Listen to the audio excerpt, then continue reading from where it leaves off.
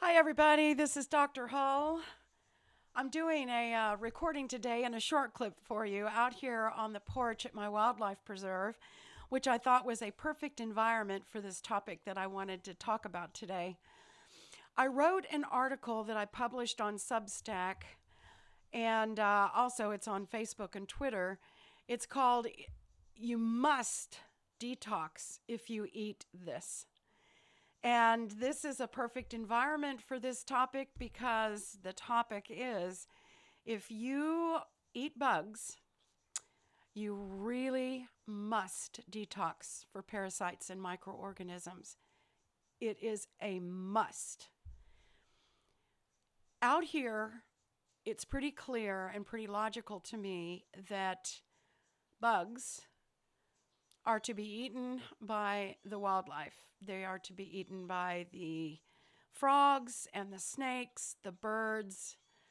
And I personally am not a fan of eating bugs. They say that they are high in protein. Okay, well, so are a lot of human foods. And if you don't want to eat meats, there are many vegetables that are high in protein. So I would suggest that you research the vegetables that you can buy that are high in protein. Of course, there's legumes and your beans.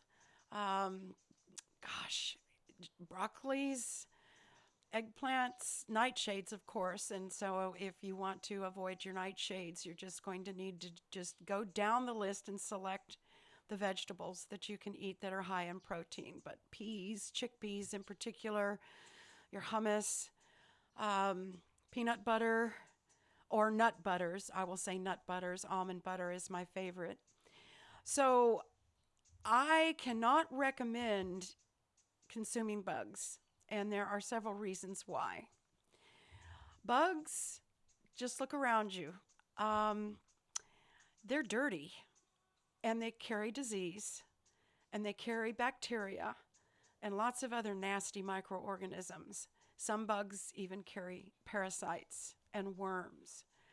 So if you do eat the bugs, you're going to want to make sure to do a parasite cleanse regularly.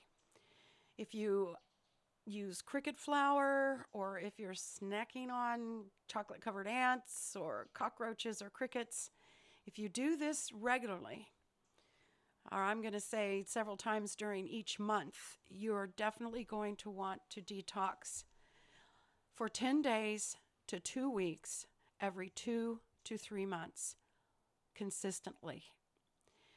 If you are just trying them every now and again, and if you just eat a bug every now and again, and of course we get bugs in our mouths all the time from having open mouths. Um, Believe it or not, you get more bugs in your mouth than you realize, and when you sleep as well. And I live out on a wildlife preserve, and so I'm exposed to a lot more bugs than some people are. And we're a wildlife preserve, so we're organic, so we do not use pesticides. I depend on the food chain, and the food chain is natural.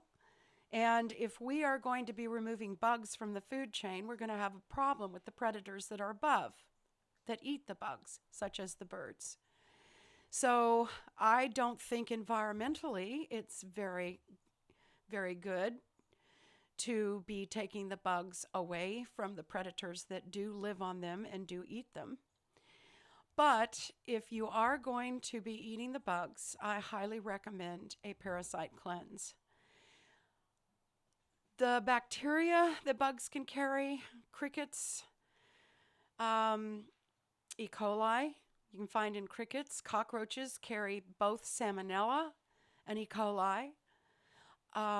Cockroaches are just nasty to me, but I don't even like to smash them because they just splurt out everywhere. But think about this too.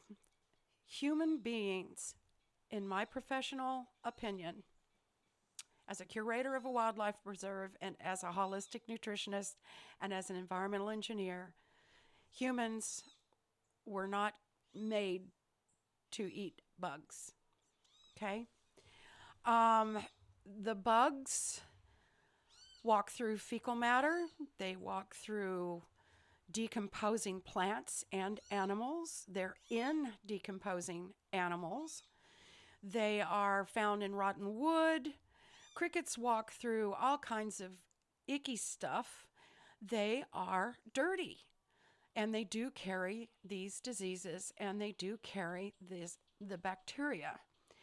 So if you eat bugs, you need to do a parasite cleanse. Like I said, if you eat them regularly, 10 days to 2 weeks, every 2 to 3 months. If you eat them just every now and again, do a parasite cleanse 3 or 4 times a year for 10 days to 2 weeks. And it's just a good idea just to cleanse your body of microorganisms just regularly. But I do out here on the wildlife preserve for sure. Now, the predators that eat bugs are set up differently than human beings. They have longer jaws and or beaks. They have more teeth than human beings have. And they also produce vitamin C in their livers. So if they've gotten into a diseased bug, their liver can shoot out enough vitamin C as an antioxidant to try to sweep it and flush it out of the body. And I know I've said many times about how the natural clays, are used for detoxification by animals in the wild. Watch a video from Animal Planet and you will see a pack of lions that have taken down a kill or found an old kill. And that kill might have been rancid. They might have picked up a lot of bugs and a lot of parasites.